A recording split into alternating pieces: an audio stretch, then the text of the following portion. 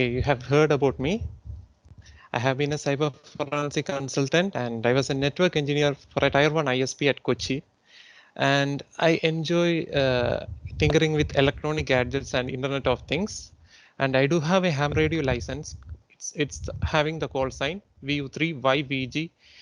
That's my Indian ham radio call sign. And I have been a winner in the network intrusion detection project for ISRO that has been conducted as a part of Smart India Hackathon in 2017.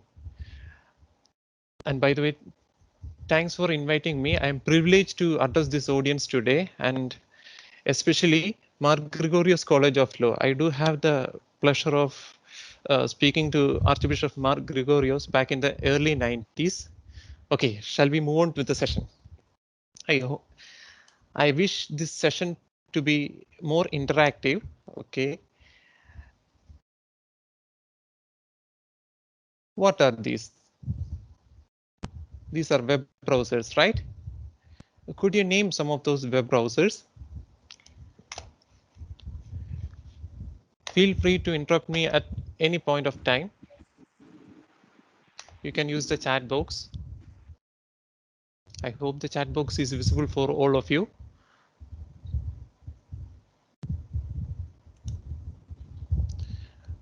Okay, these are web browsers and you know each one of them: Google Chrome, Internet Explorer, Mozilla, Firefox, Opera and Safari. And nowadays there is one more browser called Microsoft Edge, which is similar to Internet Explorer.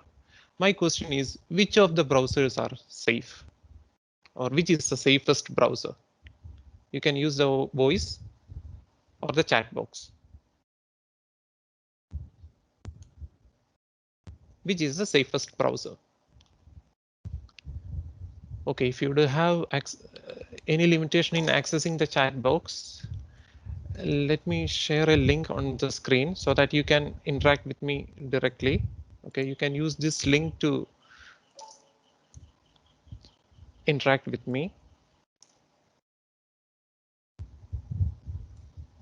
You can go to this website, go to your Google Chrome or any browser on your mobile phone or a desktop. You can use this link to interact during the session.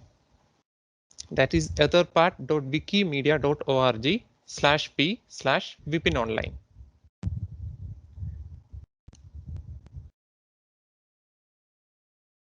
Okay, I have arranged this session in a specialized manner so that we are going into the security of hardware devices, then we will go into the security of software, then we will go into the security of specific applications. I have interleaved all these components. Okay.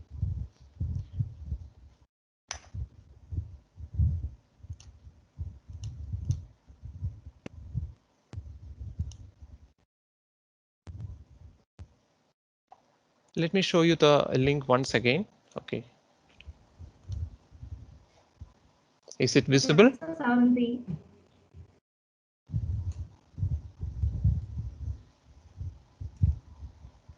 I hope the participants can interact with me, right? Yes, sir. Yes, sir. The answers are in the chat box. Okay. Let me find the chat box. Okay.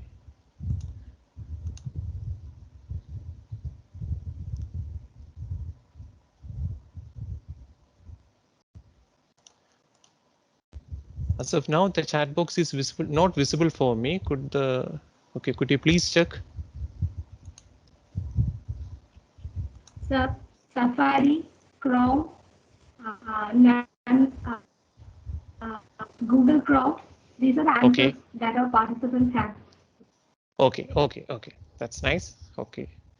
Safari, Chrome, then Google Chrome. Okay. The answer. Okay. By the way, could you please post these answers to this link so that I can also view them in real time? Whenever there is a response, if you could please post those answers to this link, I can view them as well. Okay. These are the browsers. These are the common browsers. I shall answer this question. Which among them is the safest browser? Google Chrome is it the safest browser? It is a safe browser, but only the latest version of Google Chrome is the safest browser. If you're using an early version of Google Chrome, say version 4, it is not a safe browser. If you're using an older version of Mozilla Firefox, it is also not a safe option. With Safari, there is a difference. With Apple computers, any product from Apple has the facility of facilitating the update automatically. In that case, Apple Safari will be updated to the latest version automatically. Our point is that we should update our browser to the latest version at the earliest. If you are using Google Chrome or Firefox or Opera or Microsoft Edge, say you have the latest version of Windows and you are having Microsoft Edge, always turn on the automatic updates, and it is essential to make sure that our browser is updated to the latest version. Then we can say that that is a safest browser. By the way, keep an eye on the tech news and all other technology blog websites. There they would be publishing any security vulnerability that are present in those browsers and the supporting patches or the updates. And I'm going to show you a demo about the security of a browser. Every one of you are familiar with an incognito mode, right? Incognito mode, or maybe private mode. Are you familiar with this? There is an option in a browser called private window, or in Chrome you can find that there is an option called incognito. Many are of the opinion that if you're browsing in the incognito mode, it is comparatively safer. What would you say? Is it safer? Is it safe to browse in an incognito browser? Could you hide your identity by browsing in an incognito window? I'm going through this because most of us are accessing social media on both smartphones and as well as desktop browsers. So browser security is also an important aspect in social media. We can access Instagrams, or we can access Facebook, what else, even WhatsApp with a browser.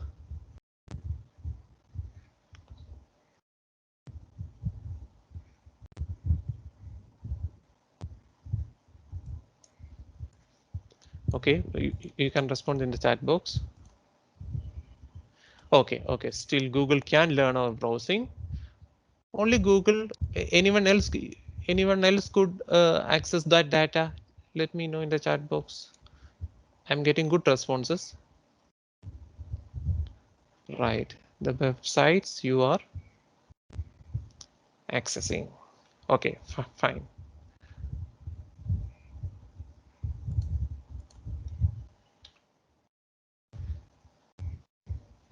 Okay, I got a good response in the chat box. I will do one thing. Let's go to this website. I have started a private browsing mode on my browser window. I'm going to this website, nothingprivate.ml. Nothingprivate.ml. Okay, I'm visiting this website in my private browsing mode.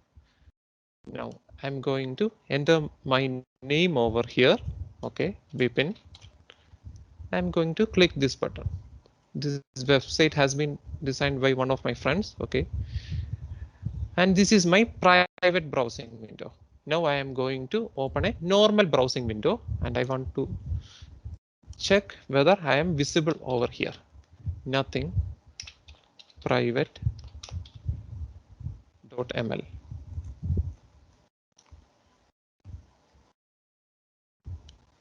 Here it has identified myself. So even if you're browsing websites or social media in a private browser window or an incognito mode, they still can identify us using different parameters.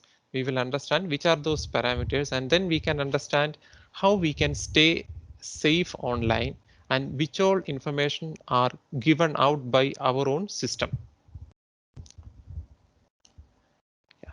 This is how they can persistently identify ourselves. Even if we are using any of these private browsing modes, they can still identify us and they can still collect data about our browsing habits. We will see about them.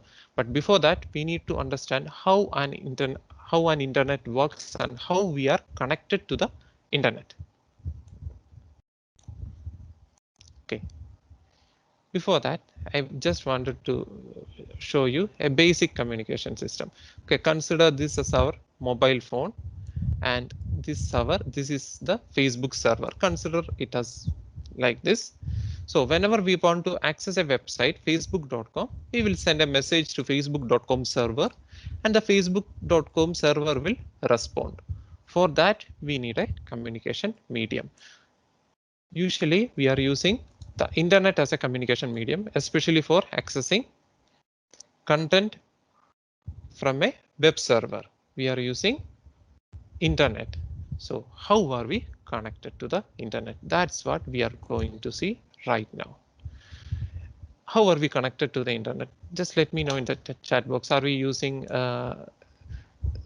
radio waves? Are we using satellite internet connections, satellite connections, or is it using copper cables, fiber cables? Which kind of connection? Which are the ways to connect to a web server? Okay, Amil has responded the service provider has access to that data, right?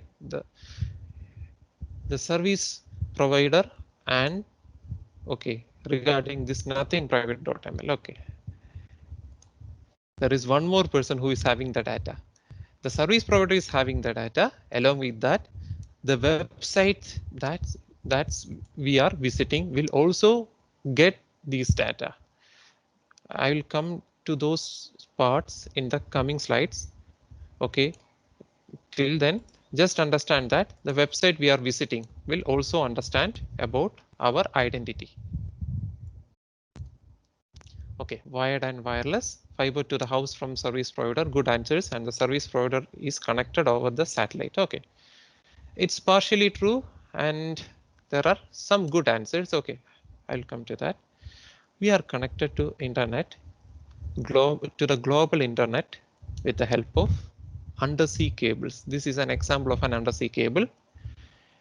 And right now we do have undersea cable. This is India.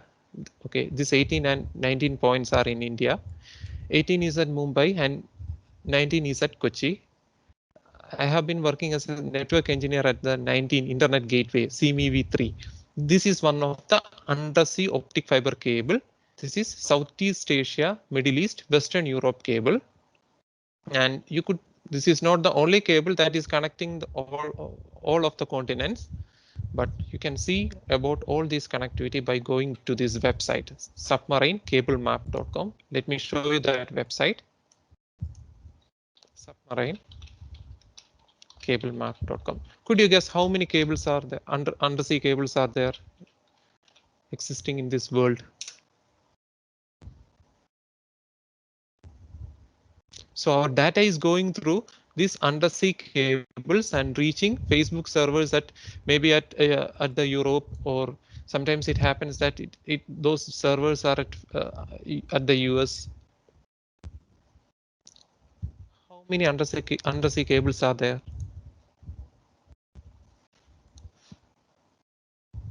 This much amount of undersea cables are there. In India, we do have CMEV3.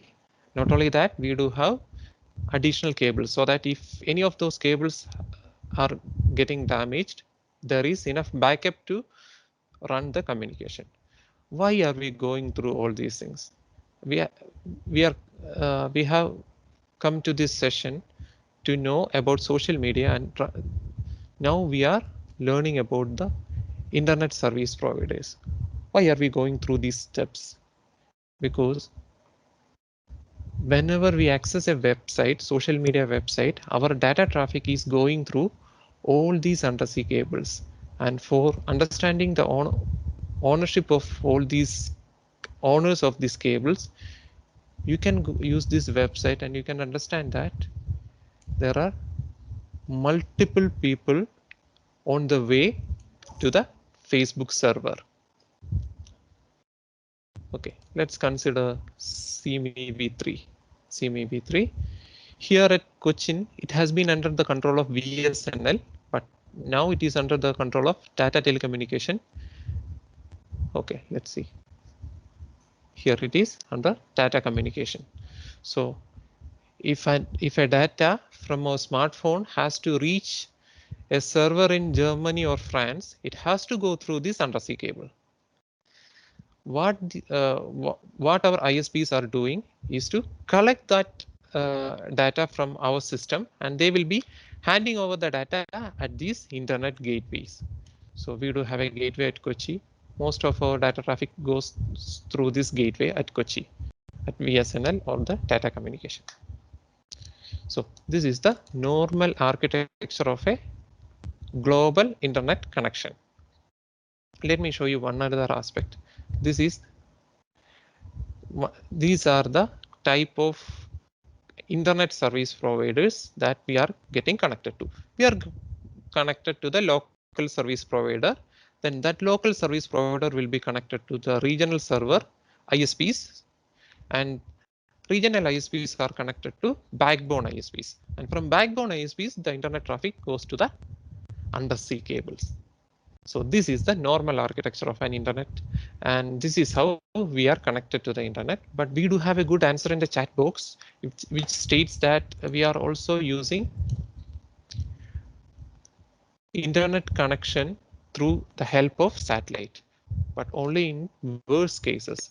If something happens to the undersea network and some of the critical networks, they need internet all the time. In those cases, we are using the help of satellite connection to get connected to the internet. Are we good? Are we together? Just let me know in the chat box if there are any doubts.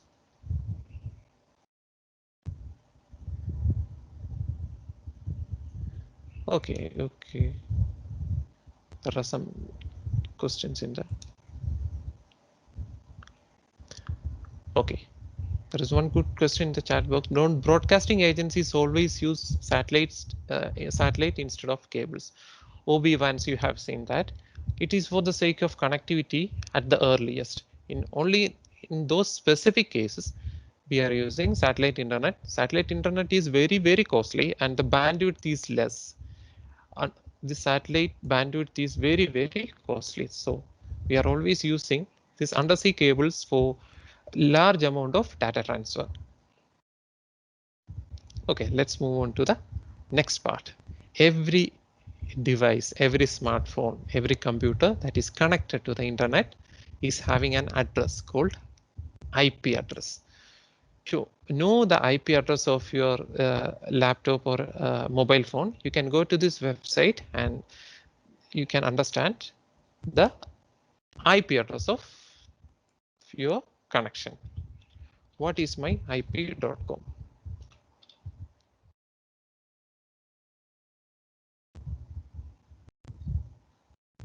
So I am having this IPv6 address. This is one of the newest type of address. Right now I'm using a geo connection to conduct this session, and that geo connection has issued me this particular IP address. For all the service providers, whenever we are accessing their services, they are providing us with an IP address, and whenever we are accessing a website, the owners of that website will be able to access the IP address, access our IP address. And whenever we are visiting facebook.com, instagram.com, or whenever we are connecting to whatsapp.com, we are getting connected to their service, and they can identify that particular IP address that we are connecting from. So this is the IP address. The location is not accurate. Here it is shown that it is Mumbai, but I'm connecting now from Kerala. The location may not be accurate at this website, but we can contact Reliance Geo Infocom. Only law enforcement people can contact Reliance Geo Infocom or any ISP, and they can request for specific address details of that connection. So this is how, when a person commits a cyber crime, maybe through Facebook or maybe through Instagram, if he's posting some objectionable content to any of these social media, law enforcement people are getting the IP address of that particular person and they are being caught.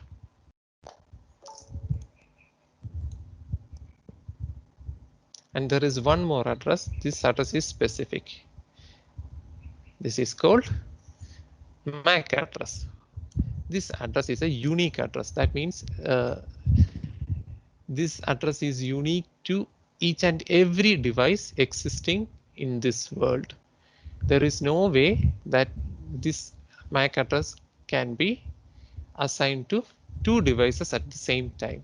So whenever there is a cyber crime or any particular case where we need to uniquely identify a device, we are looking at the MAC address. You can find the MAC address by going onto the, and if you are using an Android phone, you can go to the settings page of your Android phone and go to the about. Then you can see this MAC address of that particular phone. In some mobile phones, you can find that MAC address only by going through,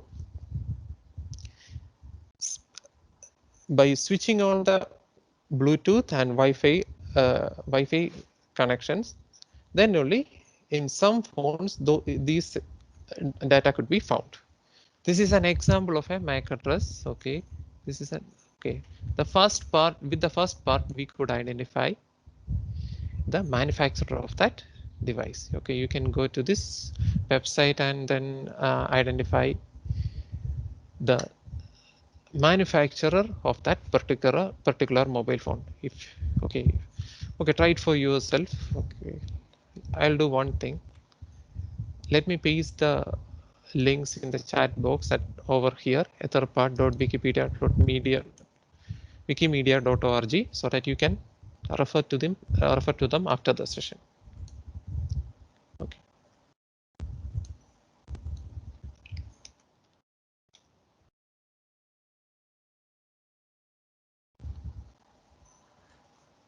The website's name is aruljohn.com. There are multiple websites available online where you can check the MAC address of your system and you can enter it, and then you can verify whether it is giving the correct information. Here you can type in the first part, the first 6 characters of your MAC address, and then you can understand which is that particular manufacturer. Here it is showing the name of Motorola. So this MAC address specifies a device which is manufactured by Motorola. So these are the two addresses which are important in a investigation point of view, as well as for social media networks. They could access IP address if you are accessing social media through a desktop browser, and if you are using a mobile app, the social media network could understand the MAC address of your mobile phone. Let me know in the chat box if it is clear, or if you have any doubts, just let me know in the chat box of that other part. Okay, I'll paste the link over here so that you could access these links after the session. Okay, you can go to this. Okay.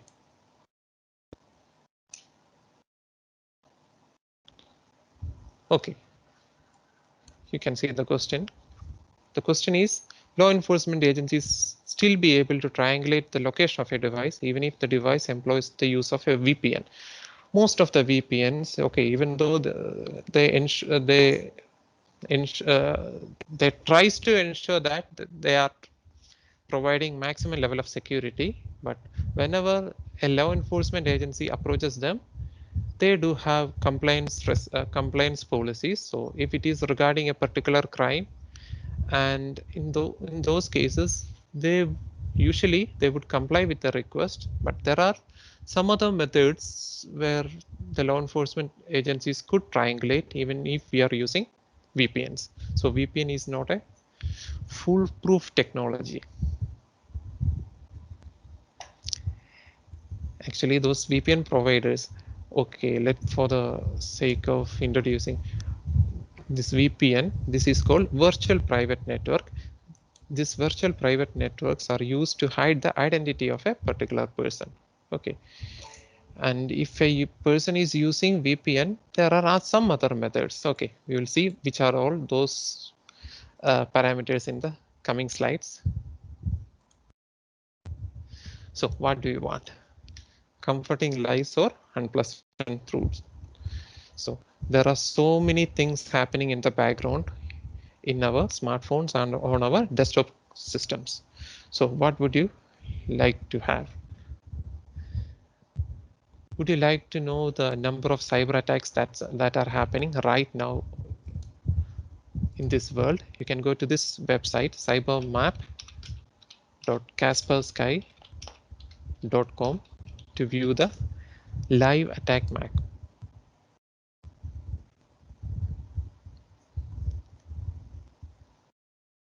Okay, you could see, let the map load. Okay. Okay. You could see that there are cyber attacks happening to India even right now. Okay.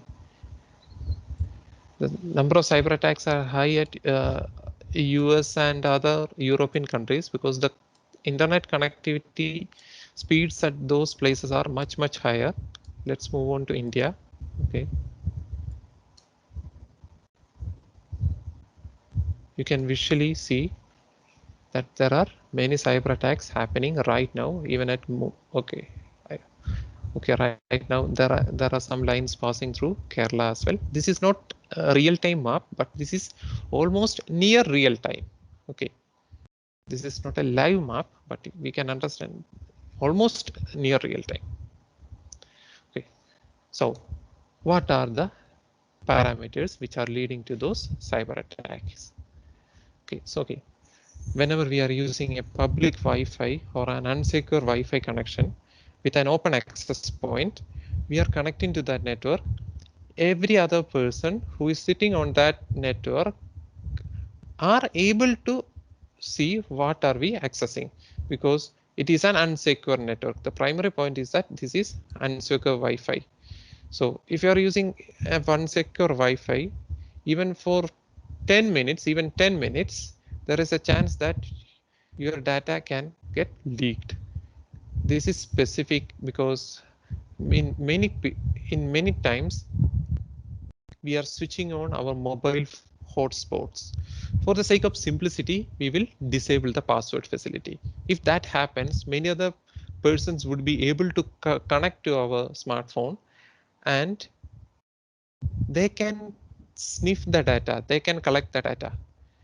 Some 3 years back, WhatsApp was not encrypted. In that case, if we if we switch on if we connect to a Wi-Fi network without any password, the person who sits at that access point would be able to access the contents of the message that are coming to us and the messages which are going out. And that is the reason that we should not be connecting to a public Wi-Fi network whenever possible. In every possible case, try to use our own internet connection. Never try to use a tethered internet connection because there are so many weaknesses available in those kinds of connection. So we are going to see the different kinds of Wi-Fi attacks. And there is one more important aspect. If we are sharing our connection, Wi-Fi connection, that means whenever we are turning off our hotspot, the MAC address of our device will get exposed. The MAC address, I have shown you the MAC address, right? This address is unique. So if you are switching on the device and if you are letting your friends browse the internet, the MAC address is visible not only to your friends, but all the people in the near vicinity. Maybe the person who is sitting at your neighborhood would be able to access your MAC address, and that is not a good thing. The MAC address is a unique value. It has to be kept private. Ideally, it has to be kept private. So that is not a good thing. Never use a public Wi-Fi hotspot whenever possible. Never use it. Okay, there are so many kinds of cyber attacks possible. By the way, even our Wi-Fi access points are not left behind. There is a website called wiggle.net. What this website would do is that they will collect information from all of our mobile phones. Our mobile phones are having Android and maybe Android phones with so many apps installed on it, right? So whenever we are getting connected to a Wi-Fi network, the information that the software gets is that the MAC address and the details of the access point, the Wi-Fi access point, which is near to us. So what they will do is that they have collected this data and they have built a map with it. And with this map, wiggle.net, you can see at which all places access points are installed in our neighborhood. The name of that website is wiggle.net. Actually, this website is not collecting the data, but who is collecting the data? The software that we are installing on our mobile phone. So this is a use specific. Okay, what shall I do? I shall search for Trivandrum. So whenever you are switching on your broadband modem or cable modem, any kind of modem with Wi-Fi access point, it is revealing its MAC address to the neighborhood. You can see the map. Hope this map is visible for you. At Thiruvananthapuram, there are so many access points, and this map contains the location of access points at all these places. This may be home, this may be some government offices. Okay, and where did this website gets data? This website gets data from the apps that are running on our mobile phone. Without our knowledge, these apps are giving out this information. And by the way, there is one another aspect. Usually, if any of you are using iPhone, say if I'm using an iPhone, usually the Apple naming convention is that it's Vipin's iPhone. So if I'm switching on the hotspot of my iPhone, it will be listed in this website as Vipin's iPhone, so that a person can uniquely identify my geolocation, the home location, and they can identify at which all places I'm commonly going to. So this is a serious security issue, and yeah, this website would like to access my location. What would you answer if there is an option for uh, giving access to a location? What would you answer? Just let me know in the chat box.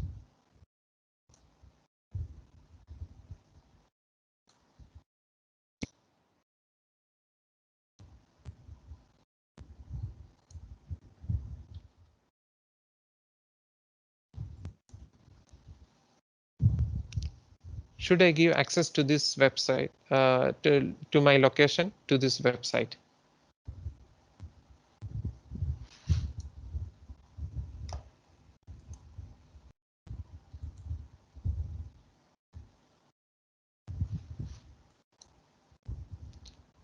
Okay, that's a good answer. Don't allow.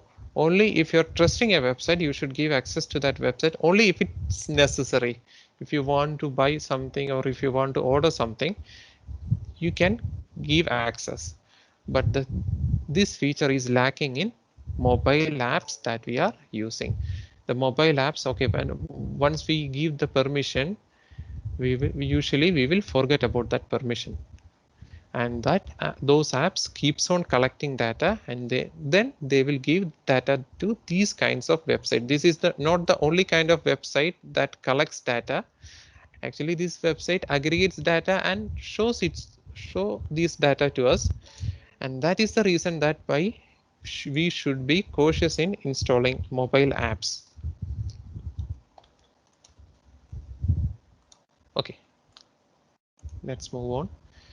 Okay, if you would like to access the MAC address of devices that are near to your location, you can install this software called Wi-Fi InfoView software, and that app could show you the list of wireless devices near to your location, and it will show the MAC address of those devices, even for those devices that you don't have the password to connect.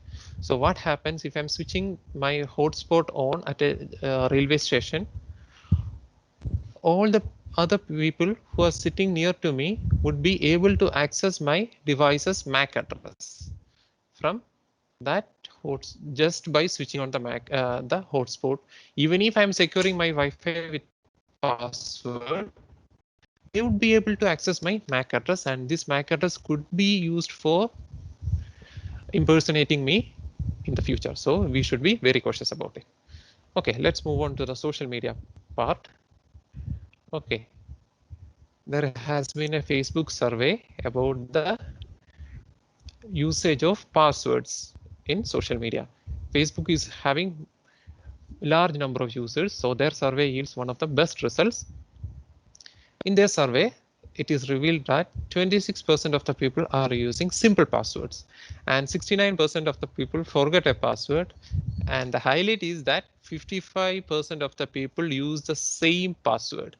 That means those passwords are much common. Much common means most of them would be using a password something like this. Okay, how many of you are using passwords in from this list? Somebody will be using password, somebody will be using 1 2 3 4 5 6.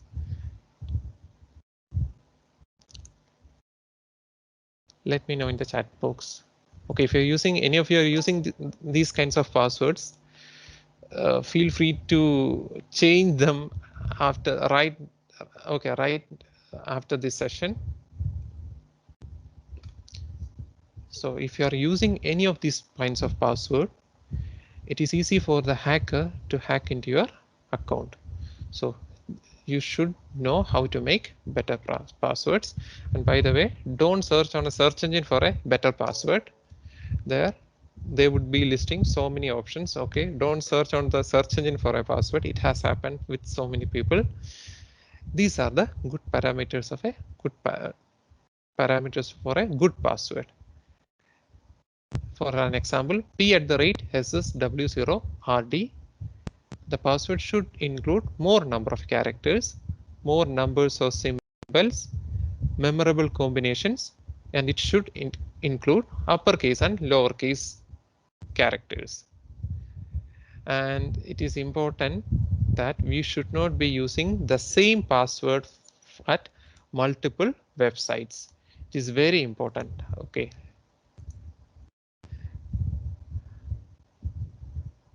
By the way, how many of you are using the same password for multiple websites, say Gmail and Facebook? If that's the case, you should change that password. Do you know what happens if you're not using different passwords for multiple websites? Let me show you a website where I can show you what happens. If one of the websites gets hacked, say Facebook gets hacked, and the password gets released in the internet, they would be able to access, the hackers would be able to access the Gmail as well. So they will be getting complete control of your account, social media account. If an email password is lost, many of the social media accounts can be hijacked. There is a website to check whether your details have been published on the internet or not. haveabeenpwned.com. This is a good website. You can give your email address over here and you can check whether your passwords were leaked at some other point of time. Okay, let me check with my own email address. Okay, cek.pipin. This is one of my email address that I am using. Okay, here it is found that there are 3 data breaches at I have been using this email to register for services, and at 3 of those websites data got leaked. I have been using this email address for multiple websites, but for 3 of those at 3 of these websites data got breached. And if I am using the same password for those 3 websites, then my password has also been breached. Right now I'm not reusing my password. It is a good idea to check your passwords after this session. Let me paste the link in the chat in the ether part on the internet, so that you can also check for yourself which all okay, whether your email address is affected or not. It is very important to check the specific email address that you are using for social media. Whenever you are signing up for a social media, it is asking for an email address, right? So you should check whether that specific, okay, whether that specific website is leaking out your password. Okay, there is a question in the chat box. Recently, I found that Google account saves the password and username we use on different websites, though it asks for our phone passwords to access them. Is it still safe? It is comparatively safe, but from a data privacy point of view, we are trusting Google, and Google is a company with good personal value and ethics. But if something happens with the Google servers, what would we do? That's the point. It is a good idea to save the password so that you don't have to type the password everywhere. And Google is having better security as of now. But what happens maybe after 2 or 3 years, there comes a supercomputer which is capable of breaking Google security. This is what has been happening in this world. The best password in the 1995, the best password and the best security in 1995. Okay, in 1995, even the security systems, the best security systems of 1995 could be broken by a system, not by a system, even by a best security can be hacked by a mobile phone in 2020, even not 2021. The best security system of 1995 could be broken by the an average mobile phone in 2020. So this is what happens. So it is not a good idea to store passwords at any on your own system or at any online service. There has been incidents of data leakage. There has been so many cases. Okay. For the sake of saving time, I would not be going on to that. Okay, I would paste the link in the chat box after this session. Okay. Okay, there is someone. Okay, one another question about keychain and Apple and one password. Okay, it's not a good idea to store password at anywhere. Even writing it down on a piece of paper is not recommended. What I would recommend is that you should make a pattern, maybe your childhood favorite song or something, and you should make a phrase out of it so that you can remember it. And it's not a good idea to uh, store your passwords anywhere.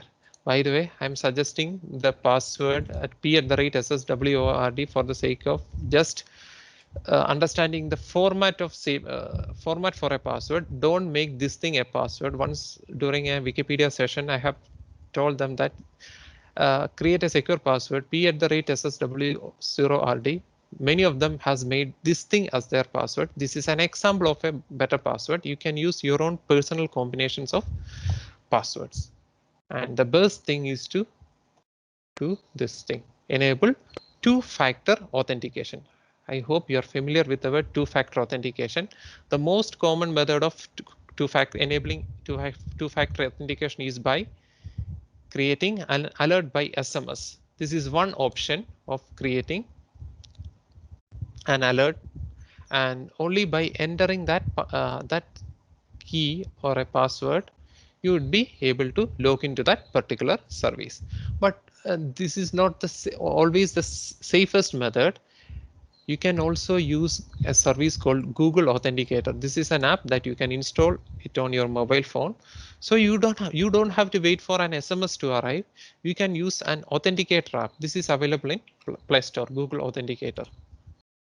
Are you familiar with Google Authenticator? So after giving the password, you should give that OTP kind of message, usually from SMS. But if you are using Google Authenticator app, that authenticator app will issue a temporary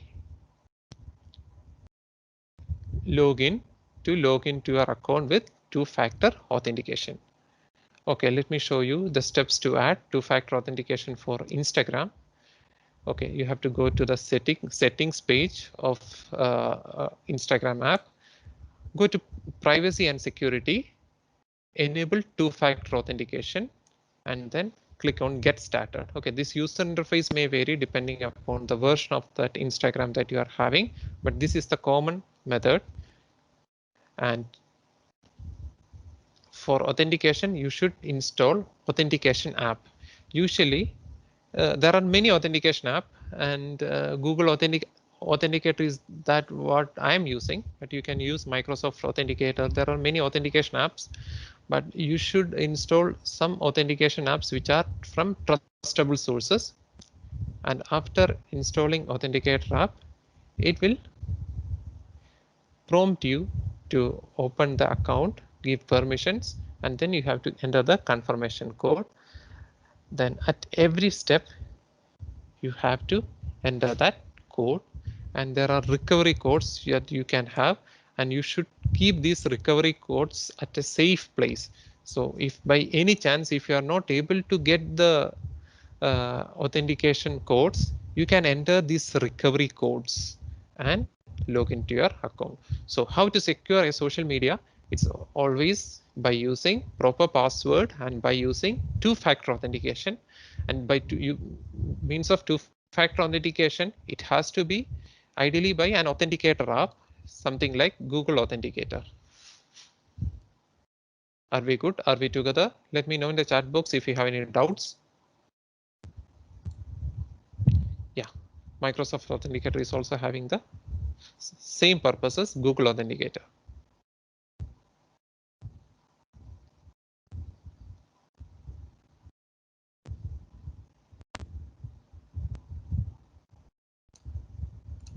Okay, let's move on. Next comes the phishing emails. There has been phishing emails. Okay. There used to be some kind of phishing emails, and you should never click on any of the links from these phishing emails. Some of the links may be having hyperlinks. Okay, if you're clicking on any of these hyperlinks, your smartphone or desktop may get installed by a malware, and there may be one another kind of phishing email similar to that. Is your credit card number in a hacker's database? Okay, this is one of the most prompting kind of phishing email. We would want to check whether our email is in that particular list or not. And by the way, this haveibeenpwn.com website is safe. This is not a phishing website. Okay, don't ever try to enter your emails and mobile phone numbers into online services which claims to search on hackers database. Some of them would be trying to collect your personal data, and they may be making money by selling those data. So this is one of the phishing mail kind of thing. But nowadays people are getting one another message like somebody has sent them a courier and please click here to track your package. They would send this message by SMS, by WhatsApp or Instagram or Facebook or any other kind of thing, social media. So you should be very cautious about it. And next comes the phishing pages. These phishing pages appear on Even on facebook.com, I have got this same phishing page during the previous lockdown period. You can understand by just looking at the spelling of this thing. Flipkart sale, not Flipkart. So what I did is that I ran an inspection of this website and then I reported this ad to Facebook. So this is what you can do about it. Always keep a keen eye on the advertisements, and if there are any spelling errors or grammatical mistakes, you can always report it. And there is the problem of phishing, fake apps.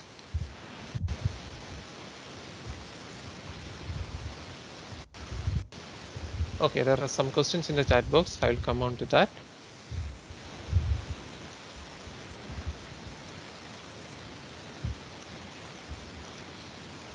So phishing apps, these phishing apps comes with a common logo. The first one is the Facebook Messenger, and the last one is also a messenger. How could you identify whether this is a phishing app or not? There is one another trick. You can go to the author of that particular application. That means which company has developed the particular application. Here you can particularly see that it's from Facebook, and the messenger lite is also from Facebook. But here this messenger is from some other company. Okay, guys, I think there is some background noise. Could the organizers please check whether all of your microphones are muted? Are you able to hear me now? Okay. Okay, fine. So there are phishing kind of fake apps, and next comes the phishing kind of fake apps getting. Okay, it happens after getting a pop-up from the mobile browser.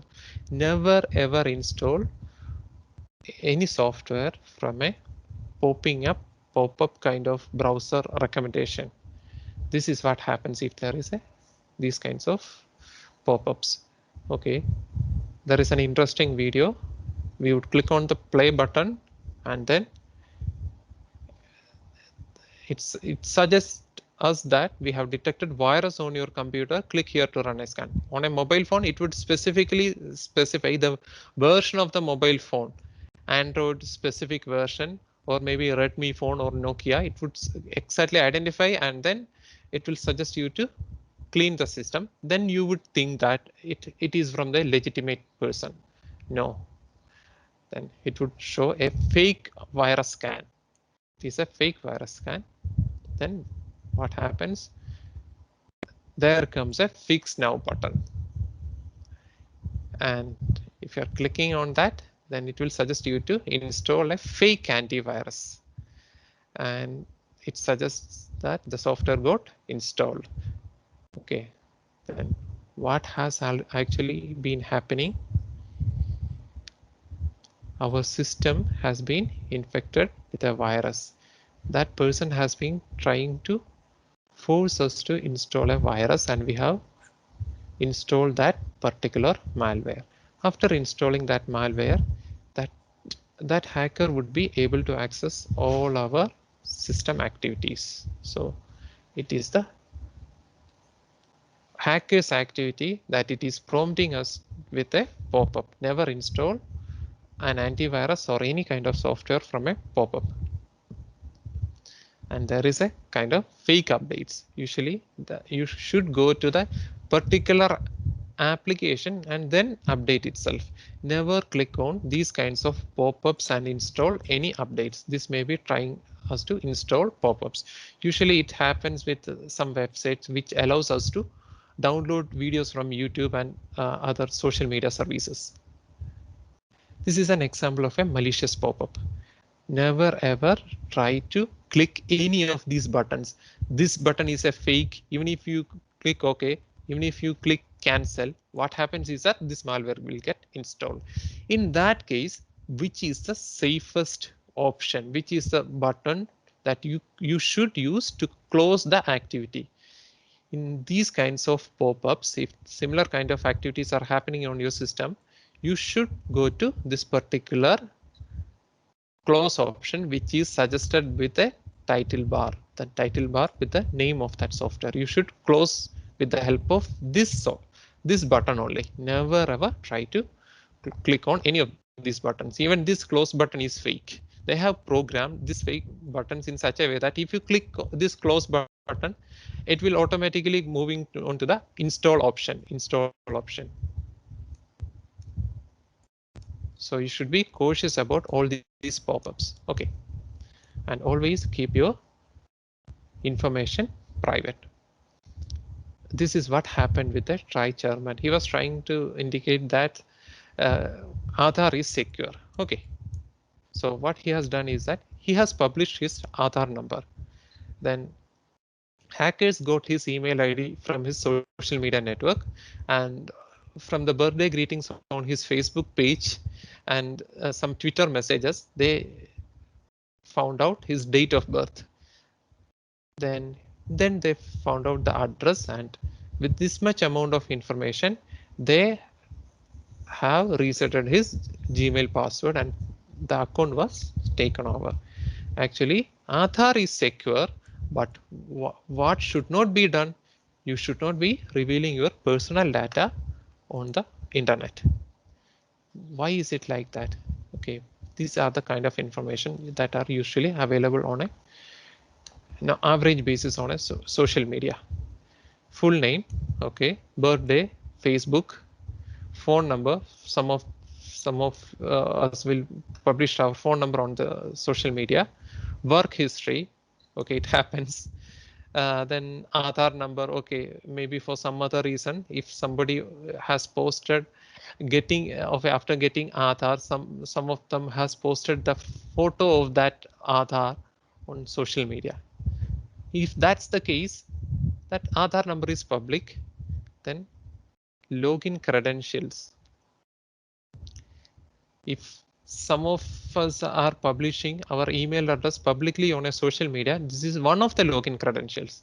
So the hacker may be left behind only by the difficulty in finding the password. And what happens even if you are publishing any content online? Okay, there is a website called archive.org which collects all the archived information. This website will archive the this website will archive the present version of a website, and then it will make those present versions available for future. So far it has archived so many websites. So that's why it is said that never publish anything that you don't want to find the world to know about. Never publish anything. Okay, let me show you one thing. Okay. I will go to this website, archive.org.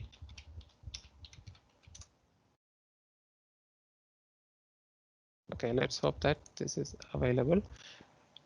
During my BTech days, I have created a personal website. Okay, let me search for that.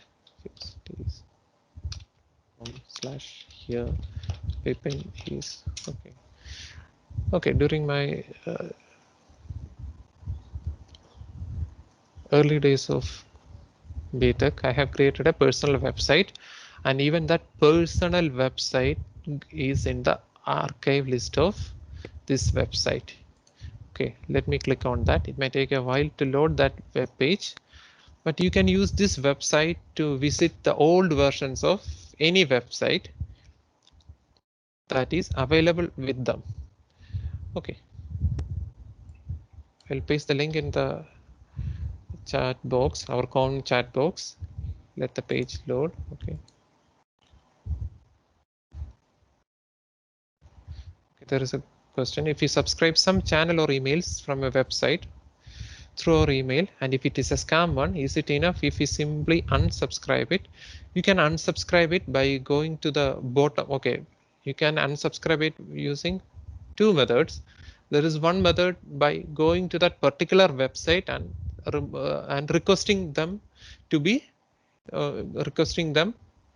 that our email address to be removed from the list. But very often these are fake people, it won't work. The best thing to do is to go to the bottom of the page. If you are using Gmail, I suppose most of you are using Gmail. At the bottom of the page, you can click on mark as spam, and there is an option called unsubscribe from the list. Gmail will ensure that those you are unsubscribed from the spam list. That will be much better.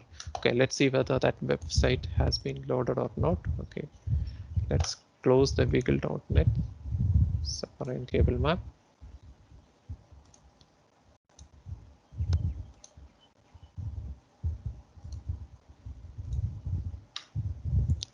Yeah, this is my home page. Okay, this is an old website. Okay, even this personal website has been captured in this web archive. This used to be called the Wayback Machine. So what happens if you are publishing any content online? There is a saying like that: words once spoken could not be recaptured by even by the swiftest steed. That is the case. If you are publishing any content online, it will stay there forever. Even if you're removing it from Facebook, even if you're removing it from Instagram, that will stay on some of the places on the internet. It need not be a secure place, and it's not a good thing to post our emotional outburst into the social media. So you should be very careful about it. Always think twice, no, think thrice, okay, before posting some content to social media.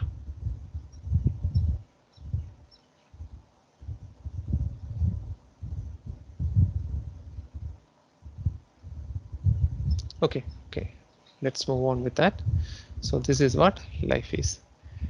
You should not publish your personal life or anything to social media or any other place where other people could be able to find it and store it forever and ever. And next comes the apps that we install on our mobile phone. All of these apps could collect our personal data, and they would store and give this data to third-party agencies, those which are interested in collecting our personal information. If for the time being, you can go to this website and understand which all activities has been tracked even by Google. Google is a company with some good ethics. That's why it is showing us all the information. On your mobile phone, you can go to this URL, myactivity.google.com. Okay, and on this page, you can find all the activities that you have done with your mobile phone, which all apps were opened and which all searches were made. For your peace of mind, you can delete content from this place. Okay, but the content will be available on the server for long. It won't be removed from the server. Okay, never trust our personal data with all these services. Here you can see that I have opened WhatsApp Messenger at 6:14 p.m. Then I have opened this app, GeoMag app. Every app, every search, everything that we have made will be tracked on a smartphone. And similar is the kind of services done by social media apps which are running in our phones in the background. So this is what happens. Most of us would have Facebook, everyone would have Google, and some of us will have Instagram. All these apps would be able to hear what we are talking, what we are searching on the internet, and what all apps are being accessed and all. So you should be cautious about all these things. Your smartphone knows much better about yourself than yourself. So you should be careful about it. And similarly, websites also tracks users, and the social media that we visit, they do have specialized trackers inbuilt to them. If you would like to see which all websites tracks you, okay, let me install an application. Okay, show you an application called Firefox Lightbeam. Let me show you. Okay, which is your personal favorite website? Let me know in the chat box. I would do that website to show the demo. Which is your favorite website? Okay, there is a good question in the chat box. I am answering that question by installing a plugin in Firefox. I am installing a plugin in Firefox to show you how advertisers and social media are tracking you. So you can install a plugin called Lightbeam. Let me show you. I'm installing a plugin to show you how social media and other websites are tracking you. Okay, I'm adding that plugin in my browser. Okay, let me know in the chat box which is your favorite website.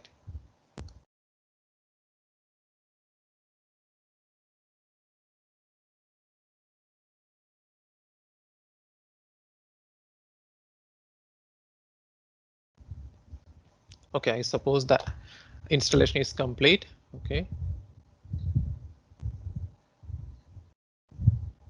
Okay. Now look at the screen. It is a blank screen, right? Right now, I have got a response in the chat box. I'm pasting that particular link in my own browser. I'm going to the website called theverge.com. Clicking on. Okay, I'm going to this website. This website has lot of trackers. I can know about that website trackers by going into the Firefox Lightbeam. Here I have visited a single website called theverge.com, but this website is contacting so many other advertising websites and they are sharing data. Okay, it is still making connections. Let's see. I have visited only one website, but I am connected to 64 third-party websites with the help of cookies and all other services. So this is what happens whenever we are browsing social media or any other kind of websites. Most of these websites are having third-party tracker cookies. Okay, still it is loading. This website is still making connections. Okay, this is a good website. Okay. The page is good, but it is still making connections. Okay, how many websites it has called upon? 76 third-party website. We have visited only a single website. Okay, but theverge.com, it is still making request. Okay, 77 third parties, 78 third parties. So this is what happens whenever we are visiting a website or clicking on a link. The other websites are also getting information about our browsing activity. This is what happens whenever we are browsing our social media as well. The social media apps that we install on in our mobile phone, they do track us. They do track us by, say, if you are using Amazon Kindle app for reading books, they will keep track of your eye movements with the help of front camera of your mobile phone. So if you're smiling, if your facial expression indicates an interest in any of the ads, then they will indicate that in their database and they will serve you with similar advertisements. And you should be cautious about rogue software. There are some fake software and those software could collect personal data about you. And why would a smartphone flashlight application need access to phone book contacts and all other information? Don't give unnecessary permissions to apps. But nowadays, most of these apps would force you to give permission. Otherwise, those apps would not work. In that case, you can allow that app to work if it is at most necessary, and always remove the access permission as soon as possible.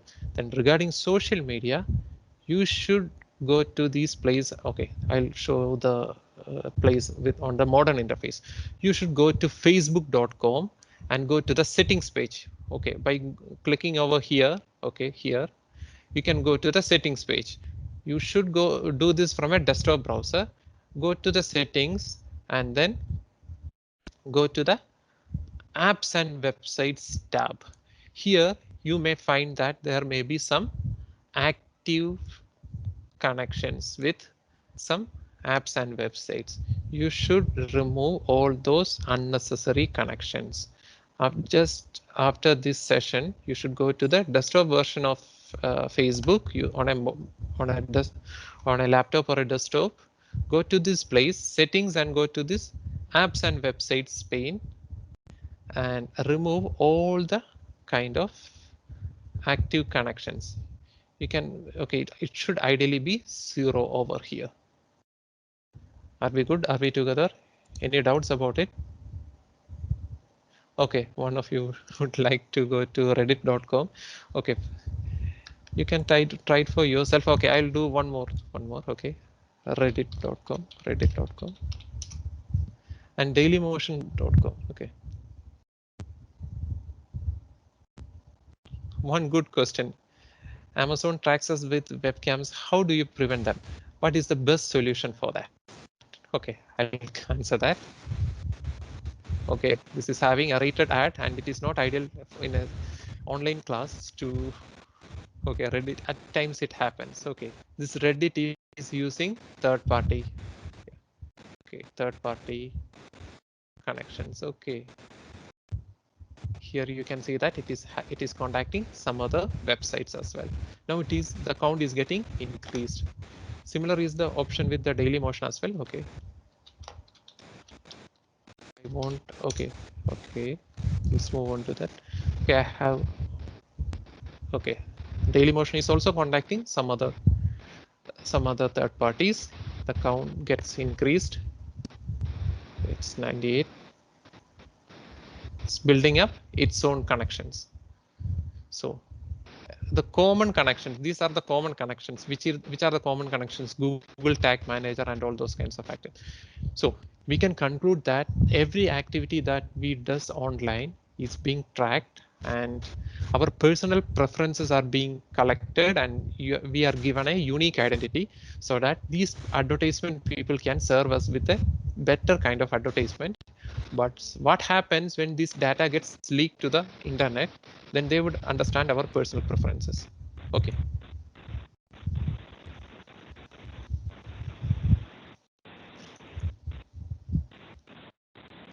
Okay. Then coming to the second question, how do we prevent third-party applications from tracking our facial expressions? The very good old technique. Have you seen the Mark Zuckerberg's uh, web, laptop?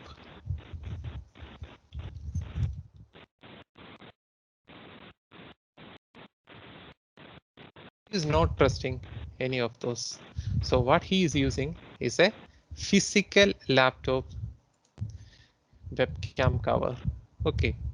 So if he is not trusting and he is covering it with a tape, then what can we expect from all the other services? It is better to use a physical kind of security. Always cover it with a tape. And if you're worried about losing the clarity of your webcam by attaching it with a glue or something, you can insert a paper and then cover it with a black tape ideally. So this is what is recommended. Instead of use, okay, we should use all the software security measures, but beyond that, we should also be using these kinds of physical security as well. And by the way, how many of you are Extender users? Let me know in the chat box how many of you are.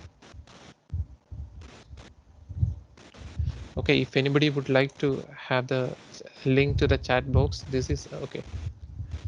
This is the link to our chat box. You can ask doubts, and I am posting all the links at this online chat part. By the way, you should not post any private information over there. This is a public kind of notepad. How many of you are using Extender? Exactly, I mean a webcam cover. This Extender is not a safe app. That app also can spy on you, and it is always essential to install all the apps from Google Play Store. And by the way, you are right, Amal. Extender is banned now, but for all the users who have installed it last year, the app still remains in their phone. So it is very essential to check your phone. If Extender is installed on your phone, just uninstall it. It is a spy app. Do you know what a spy app is? Okay, let's move on to that. These are the kinds of spy apps, and some of the spy apps are available for free. Don't ask me the name of that spy app. I code this thing in a cyber case. Anyone with physical access to your phone can install a spy app discreetly on your phone. So you should be very careful about the physical security of your phone. You should always keep your phone secure. Don't give it to your friends or anyone to watch movies or anything. But by that time, they might be able to install. Sometimes they might not be. Someone they know might be installing these kinds of spy software. What this spy software could do is that it is visible over here. Let me zoom it. It runs in invisible mode. It can take screenshots of your mobile phone, read SMS, MMS, and the interesting feature is it can record calls and it can access pictures in the gallery. So these are the app permissions that a spy app has. Then this spy app works as a device administrator. So it is having much better permission than ourselves. So it can enable access to notifications, and it has screen capture permissions and all. And it can read all these social media communication, WhatsApp, Messenger, Viber, WeChat, and all those kinds of Facebook, WhatsApp, and all those kinds of things. And they would be able to see the content by going to a particular website. Our data will be uploaded to a particular website, and they would see all these content by going to that particular website. Okay, and whenever you are checking your phone, you may find that there is a device administrator, and the name of that device administrator is Wi-Fi. Would you suspect Wi-Fi? They have given the name of that application as Wi-Fi, like something like a camouflage. So they are hiding that app with the name of Wi-Fi. So would you okay, then your phone would be asking permission something like this. Wi-Fi would like to access internet. Would you give yes or no? Most people would do yes. Actually, the name Wi-Fi, it is actually a fake name to that app. So how to prevent these kinds of attack? You can go to the settings page of Android phone, select Google security, and enable Google Play Protect. And by the way, you should also allow Find My Device to remotely find a device if you are losing your smartphones. You can use this option to find your smartphone. But to prevent all these spy application, you should enable Google Play Protect. And you can scan your phone with Google Play Protect. And if any of those malicious apps are found, you can remove them. Okay, I have scanned my phone, and this is showing a report. So you should always run a scan with Google Play Protect service. Never install apps from unknown sources. Usually it happens with while installing cracked applications for playing PUBG and all those things. Students uh, used to install fake apps, and they will forcefully disable the Android security feature. Never disable this feature. This is an essential feature of Android for protection. So how to protect ourselves from all these kinds of scams?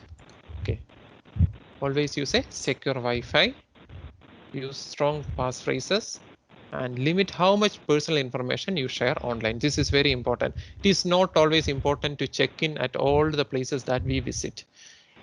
Some of us would always check in at hill stations or tourist locations.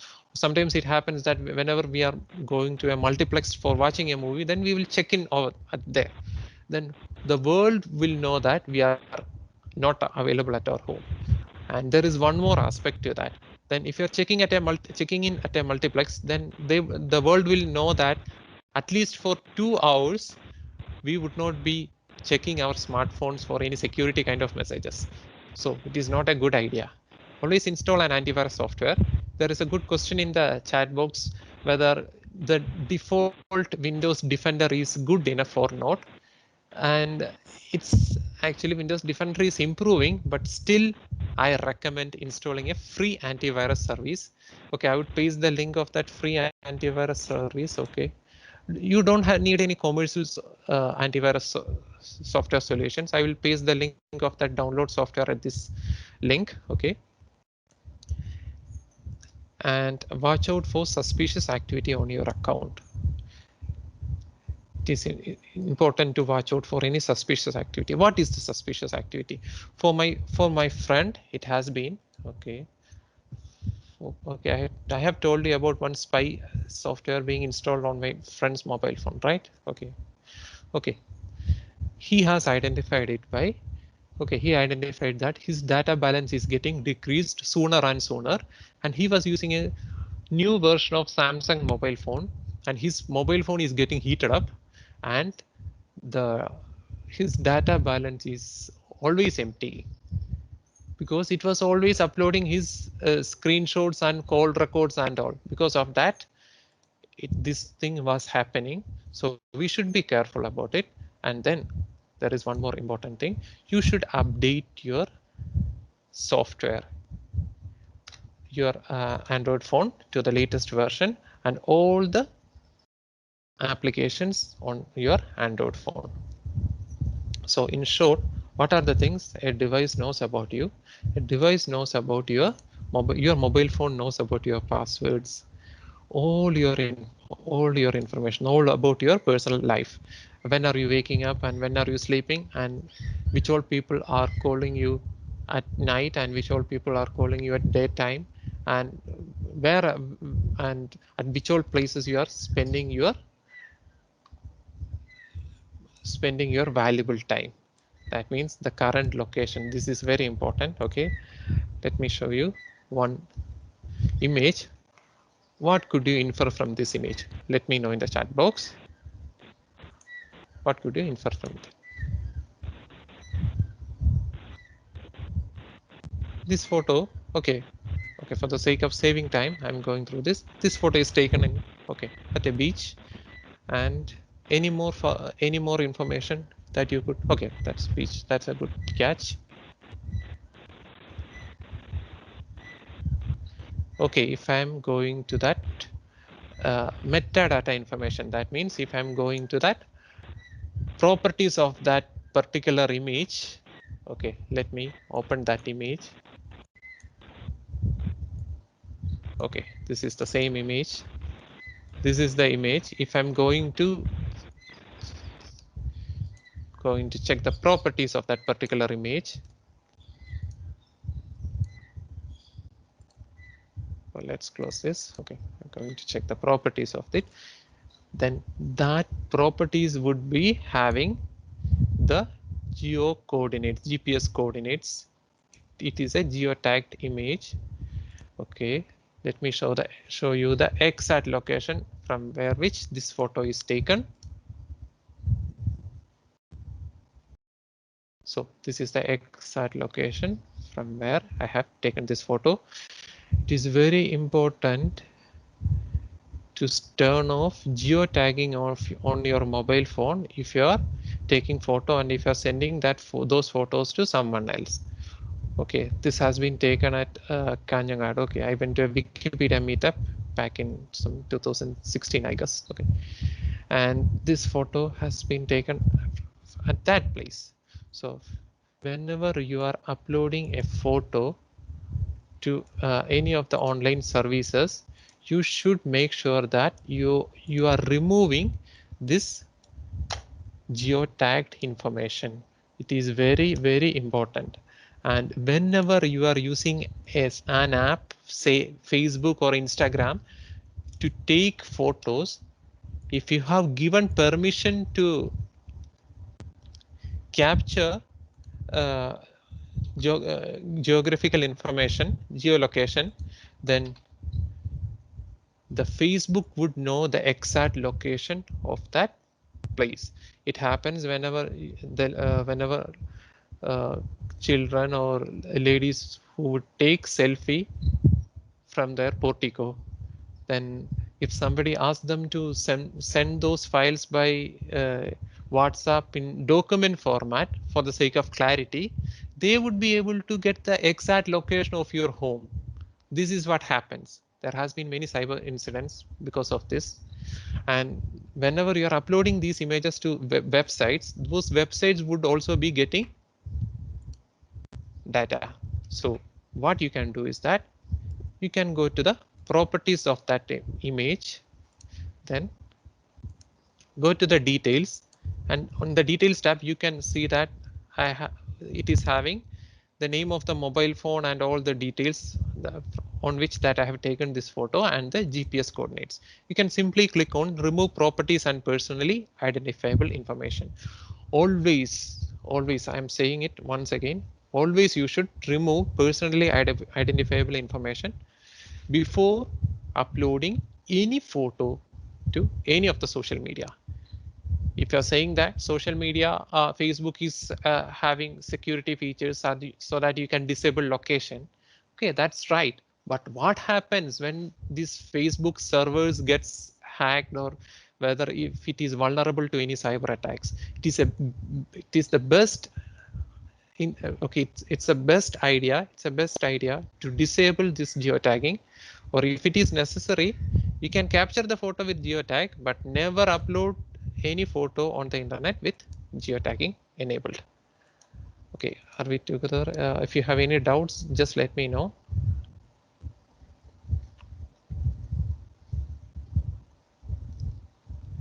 And by the way, nowadays people are using novel methods to make us to click on links. So nowadays, in some cyber crimes, they are sending you a link to save that particular event as a scheduled event.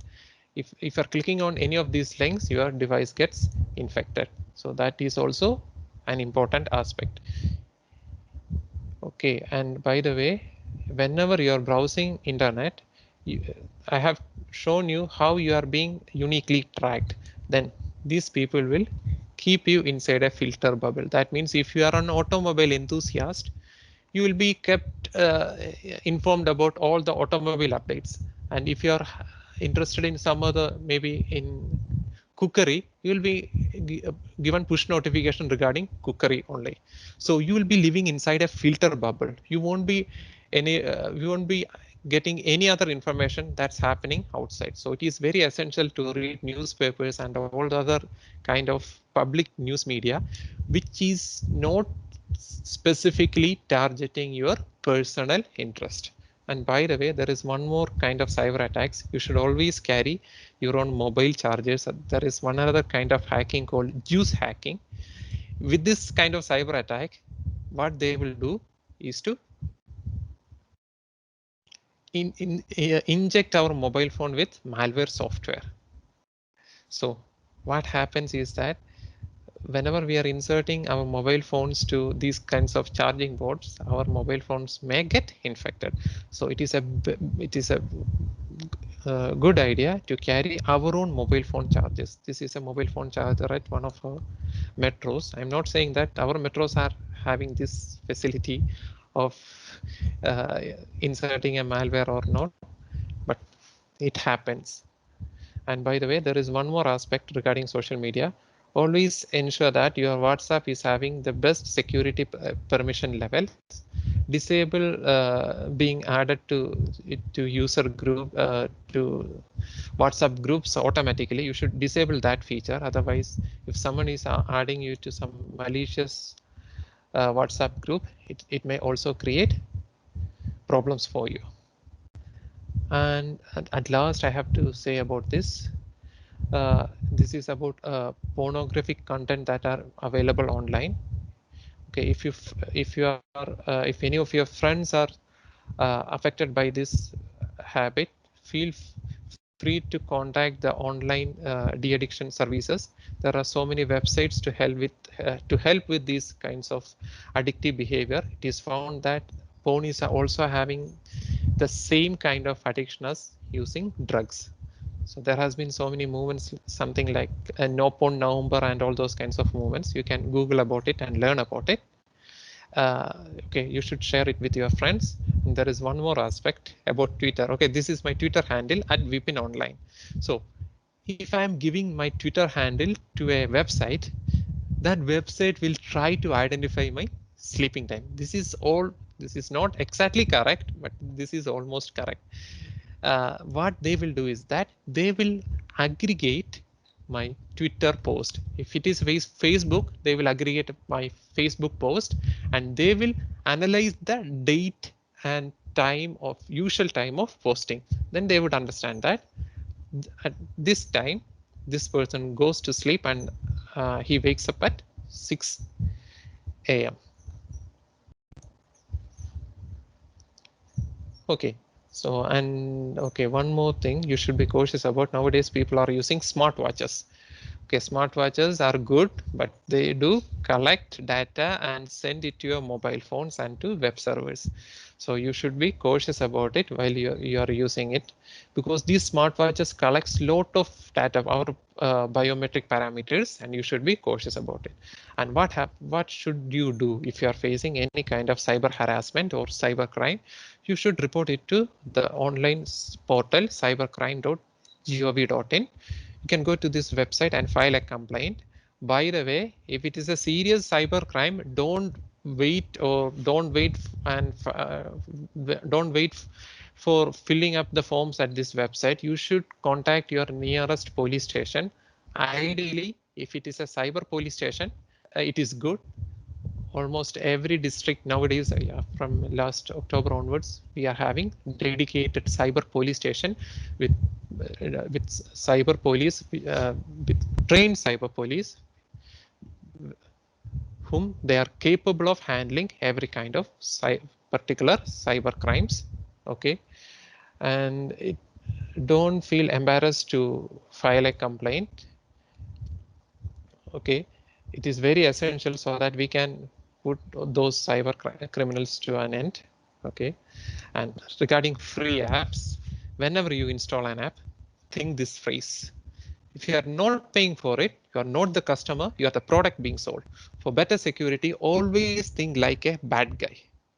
Okay, and if you have any questions, further questions, feel free to contact me. This is my email address, vu3yvg@gmail.com. That's Victor Uniform 3 Yankee Victor Golf @gmail.com. And if you have any questions about this session, you can use this this chat box as well. Okay, I will respond to those queries in the chat box as well. Okay, you can contact me at this link as well. I hope the organizers would share this link with the participants so that they can contact me if it is necessary, or else you can contact me on this mail address. Sure, sir. We'll do it. Okay, thank you.